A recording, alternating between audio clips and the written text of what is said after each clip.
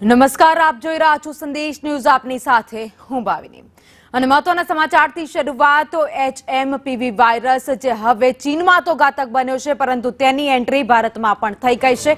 એક બાળકીમાં તે વાયરસ મળી આવ્યો છે, પરંતુ ગુજરાત સરકાર પણ તેને લઈને અલર્ટ જોવા મળી રહી છે. રાજ્ય સરકારે એક ખાસ એડવાઇઝરી જાહેર કરી છે. વાયરસને લઈને એડવાઇઝરી લોકો માટે જાહેર કરવામાં આવી છે. વધતા ચેપને લઈને કેટલાક સૂચનો આપવામાં આવ્યા છે, જેનું લોકોએ પાલન કરવું પણ જરૂરી છે. જેમ કોરોના વાયરસ ફેલાયો તો તેમ હવે HMPV વાયરસ ન ફેલાય તે માટે આરોગ્ય વિભાગ પણ સતર્ક છે. અન્ય શ્વાસ જેવા વાયરસો અત્યારે ફેલાઈ રહ્યા છે, ત્યારે ખાસ એડવાઇઝરી જાહેર કરવામાં આવી છે. ગુજરાતમાં હાલ એક પણ કેસ નથી. બાળકો અને વૃદ્ધોને સાવચેત રહેવા પણ આરોગ્ય વિભાગ દ્વારા કહેવામાં આવ્યું છે. એટલું જ નહીં, બાળકોનું ખાસ ધ્યાન રાખવામાં આવે. સામાન્ય શરદી અને ફ્લૂ જેવા લક્ષણો દેખાઈ રહ્યા છે.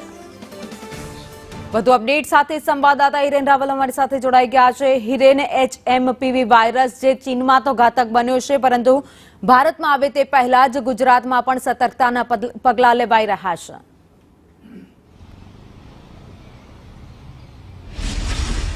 તો આ મેટાન્યુમોવાયરસ એટલે કે HMPV વાયરસના કેટલાક લક્ષણો અને એની સ્થિતિ છે તે અંગે ભારત સરકાર પણ સતત સંશોધન અને સંકલન કરી રહ્યું છે. આ બાબતો વચ્ચે ભારતમાં આજે પહેલો કેસ નોંધાયો હોવાનું સામે આવ્યું છે. બેંગ્લોરની અંદર 8 માસની બાળકીને આ કેસના લક્ષણો જોવા મળ્યા છે અને કેસ નોંધાયો છે. આ સાથે જ રાજ્યના આરોગ્ય વિભાગે પણ કેન્દ્ર સરકારની માર્ગદર્શિકાના પગલે ગુજરાતમાં પણ માર્ગદર્શિકા જાહેર કરી છે અને લોકોને સાવચેત રહેવા અને ધ્યાન રાખવા માટે સૂચના આપવામાં આવી છે. આ પત્રમાં કહેવામાં આવ્યું છે કે સામાન્ય રીતે શિયાળાની અંદર બાળકો અને વૃદ્ધોમાં આની શક્યતા રહેલી છે. સામાન્ય શરદી અને ફ્લૂ જેવા લક્ષણો છે એ જ આની અંદર જોવા મળે છે. અન્ય કોઈ વિશેષ લક્ષણો જોવા નથી મળતા. એટલા જ માટે કોરોનામાં જે શરદી અને ફ્લૂ માટે જે ગાઈડલાઈન હતી એ જ પ્રકારની ગાઈડલાઈન અહીંયા પણ ક્યાંક જોવા મળી રહી છે કે વારંવાર હાથ ધોવા, આવશ્યકતા ન હોય ત્યાં સુધી આંખો, નાક અને મોઢાનો ઉપયોગ ન કરે, એટલે કે એને સ્પર્શ ન કરવો, હાથ વારંવાર ધોવા, છીંક આવે તો મોઢા આગળ કંઈક રૂમાલ અથવા તો ટિશ્યુ પેપર રાખવું, એ પ્રકારનો પણ ઉલ્લેખ કરવામાં આવ્યો છે. પાણી વધુ પીવાનું અને પૌષ્ટિક ખોરાક ખાવો એ પ્રકારની સૂચનાઓ પણ આપવામાં આવી છે.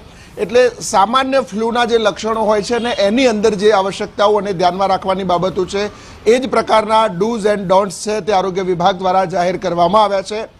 ભારતમાં એકમાત્ર કેસ આનો નોંધાયો છે. ગુજરાતમાં હજી સુધી આ પ્રકારની કોઈ સ્થિતિ જોવા નથી મળી. છતાં પણ ગુજરાત સરકાર પણ ભારત સરકાર સાથે સંકલન કરી આ પ્રકારના કેસોમાં શું કરી શકાય એની અગાઉથી જ વ્યવસ્થા કરવા માટેની શરૂઆત પણ કરી છે. સંભવતઃ આજે આરોગ્ય મંત્રી ઋષિકેશ પટેલ વડોદરાના પ્રવાસે છે, તો વડોદરાના પ્રવાસ દરમિયાન પણ ઋષિકેશ પટેલ આ અંગેની માહિતી આપશે. આભાર માહિતી માટે.